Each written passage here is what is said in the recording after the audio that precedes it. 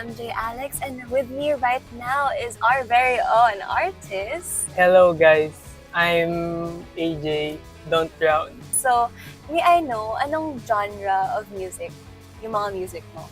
I usually make dream pop or shoegaze music. Gaano katagal ka na nandito sa music field? Sa music field, I would say around 3 years na din. Oh, 3 years na, matagal na. What made you decide to start producing music? Nung una, ano lang siya, hobby lang. Pero kasi nung nag-start yung college, nag-take din kasi ako ng music course. Oh! So, along that, syempre, nag-start na din ako mag-release ng music, ganun, magsulat. From that hobby, parang naging, parang profession na din siya for me. Gets. Diba, recently, may release ka na EP. Can you introduce us to that? Yung pinaka-recent EP ko is titled You Are Not Real. Ano siya, para siyang concept EP, meaning there's like a short story behind the songs. Ang naisip ko kasi sa EP na yon, parang there's this protagonist, tapos may nakilala siyang parang mysterious na girl somewhere. Tapos, since yung girl mahiyain ganon, parang ginawang mission ng protagonist is to, gusto niya talaga kilalanin yung girl na yon, kahit na hindi siya nag-open up masyado. Isa sa mga songs mo dun is Retrograde. Would you mind if we play it right now? Okay lang. So let's play it. Okay. Wow. Actually, ang vibe nito, I've been listening din to it nga, no? Like, very recently. And sobrang nakaka-vibe talaga. Ang calming niya na, yes. Oh, yeah. Gets. Tapos, ayun, di ba we talk about na may para siyang backstory, ganyan. Meron ka bang other, like, inspiration? Bakit ganun yung naisip mong concept for this EP? Nag-start siya ata sa yung song na For the Silent Girl. Oh, yes. Parang dun nag-start yung buong idea na yun. So, para siyang sequel or something, so connected na, para may talaga siyang storyline.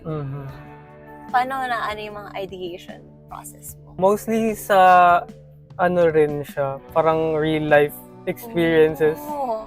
Tapos tinatry ko lang siyang gawin sa parang perspective ng main character ng EP. Yeah, sobrang fun naman na you're able to convey such creativity, ganyan, to this music. Kasi personally parang I listen to music talaga to really control, not necessarily control, but like may nararamdaman akong certain stuff, ganyan. And when I personally listen to your songs, it's like, it felt like a really warm hug. So this is where it all started. When I was scrolling through your releases, nakita ko, meron kang demo version. So, what made you want to release yung final version? Nung nirelease ko yung demo, parang unpolished pa siya. Tapos, nung una talaga, tagal ko na gustong i-release yung kanta na yan in an EP. Pero, recently ko lang rin siya parang nasikaso. So, dun lang rin ako nakagawa ng parang polished or a final version of the song. Actually, very curious ako. Meron ka bang mga specific pa na technique? Pag pinapakinggan ko siya side by side, parang hindi ko siya masyadong ma-distinguish. I think, ang niretake ko dyan mostly lahat. Kasi, nung nirecord ko siya before, like, hindi maganda yung quality ng ibang recordings. And, nung time na yun, first year pa lang ako nun sa college. So, hindi pa ganun ka-honed yung skills ko sa music or like sa recording, ganun, or sa mixing. I'm curious, saan pala yun? Yung parang bosses. Yes. Alam mo yung anime na Evangelion. Galing siya dun. Kasi yung Silent Girl, parang binase ko siya sa character ni Rei Ayanami. Yung dialogue niya yun, yung nilagay ko doon. Nasagot na ang tanong ko. Okay. I listened to this morning. Tapos, I was like, oh my gosh. Siyempre, marami ding ganaps with like life and general and stuff. So, ayun, like really curious what gets you to continue? For me, ito lang yung parang kaya kong gawin na alam kong proud ako sa ginagawa ko, parang gano'n. Kino-continue ko na lang din siya, yung paggawa ng music. In the future, ano yung mga plans mo pa in the future? For me, gusto ko po mag-release ng more music. Wala lang, just to reach more people, gano'n. Tapos, I think dun din sa isa kong band, same lang din. Parang gano'n. Kasi alam ko gusto rin nila mag-release ng mga kanta pa. So, tinatry ko na parang ipagsabay na if magre-release yung band ko na yun, tapos magre-release din ako, tapos sabay. Sabay sila. Oo.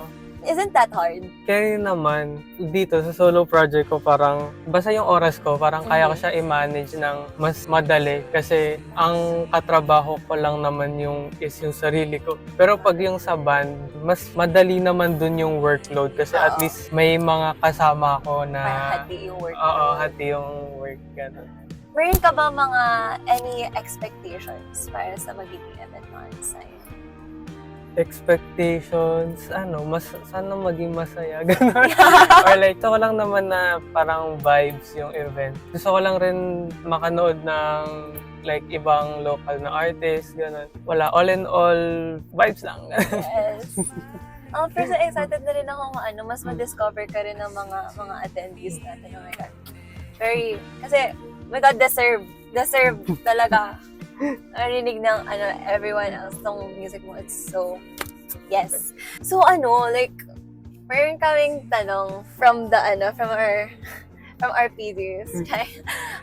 Bakit kaya shoegaze? Ang tawag sa shoegaze. Like, bakit hindi shirt gaze or shorts gaze? Medyo mag-nerd out ako. Sige, go! Kasi, kaya siya natawag na shoegaze for yung mga, pag nagpo-perform yung mga sinuunang shoegazers.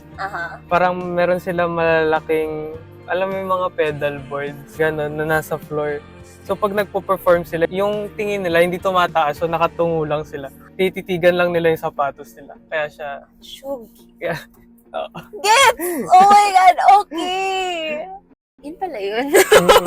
I'm very new to the genre din kasi. Kaya, it's like first time ko yun narinig. Okay, so, ayun. Thank you so much for for the new information on shoegaze. Of course. Yes. So ayun, if you would like to promote your socials, please, let's go na. At Don't Drown Music everywhere. Yes. Tapos, yes. Oh my God. So, meron ka ba and listen sa mga songs niya. Yes. And stay tuned para sa aming magiging event ng Unsigned, which is Unsigned Access Only on January 23 at Most Diliman. And, syempre, meron doon ang ating very own AJ Don't Drown. So, and stay tuned for updates. Follow us on our socials, Unsigned Maroon FM on Facebook and at Unsigned MFM on IG. So, ayun, very, very, thank you so much, Thank you, AJ. din. Oh my God, it was very, very fun to have you. And that's it. Thank you so much.